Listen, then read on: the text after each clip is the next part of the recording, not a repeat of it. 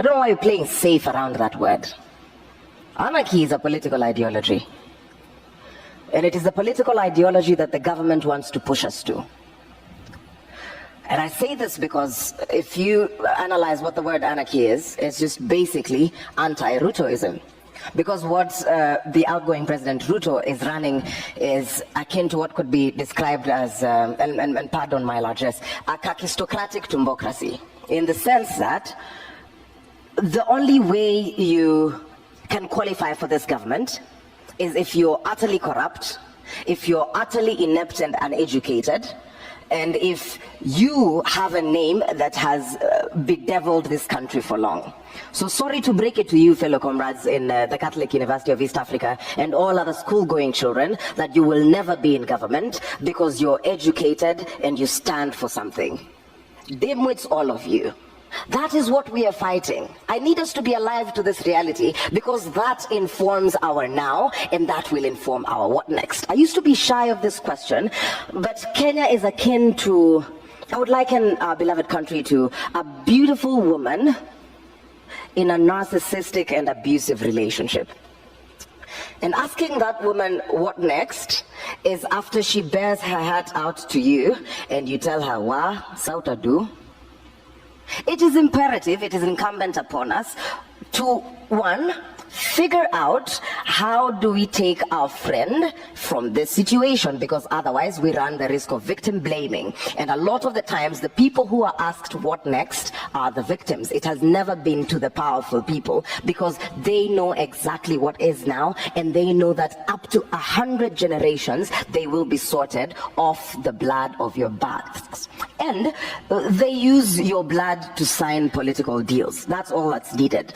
Kitambo, it used to be signatures. Nowadays, the more lucrative thing in my analysis is the blood of young men. Not even for rituals or anything, because you guys are not that important. I need to remind you, when you're walking around, don't you dare think that you're a human being. You're nothing in this country as a young person. We despise you and we hate you. And that is why when there are police excesses and we go on the streets, we are told, tone down. Between you and a headless chicken, I see no difference.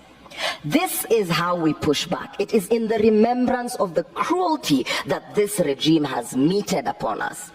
When you remember that corruption is akin to genocide, when someone steals money that was meant for vaccines, when someone steals money that's meant for higher education, when someone steals money that's meant for food, it should anger you because there are millions who will never get to see the light of day. We push back because of the resolve we have while saying Daima Sisi wa Kenya. We will push back because what next looks like this.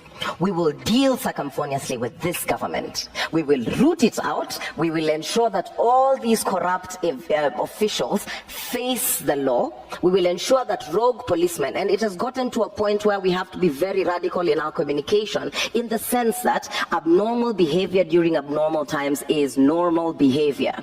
The state is trying to push young men and women to violence because they cannot reason. That is why the only way the state can deal with you is if they criminalize you, because they know they can manipulate criminal law.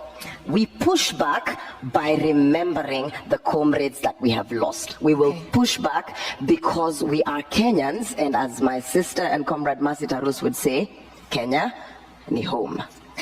Thank you for that. Powerful statements there. I know we're really short of time and there's still a song to be sung before we go, but I mean, such amazing sentiments from you both. Maybe as you wind up, Elizabeth, and I'll probably come to you as well, Irene, there is this sense of we need that conviction and resolve.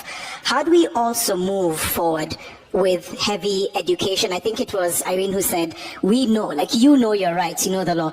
So how do we then now move forward by emphasizing a lot on people being equipped with the knowledge on their rights? Because that's always been taken advantage of. That is the one thing that has been a constant. We can start with you. How do we move forward in terms of the civic education, in terms of education on policies, to allow us to use that to exercise our democratic rights? Very briefly. Yeah, I'll be briefly. In fact, when you asked what what next, I was going to say it's just not as simple as saying it is step 1, 2. Now I'll give a simple analogy. When you give birth to a baby, do you sit there and say what next? No, this is a process. Now you start a process of nurturing the life, and nurturing life has a process. You start when the baby can do nothing. They talk, they walk, they go to school, and finally they're independent. Now here we have already birthed a revolution. Now first and foremost, what people need to ask themselves, I don't think people are tired as such. It is just that the tactics that are being used to infiltrate the movement is what is making people lose interest in it.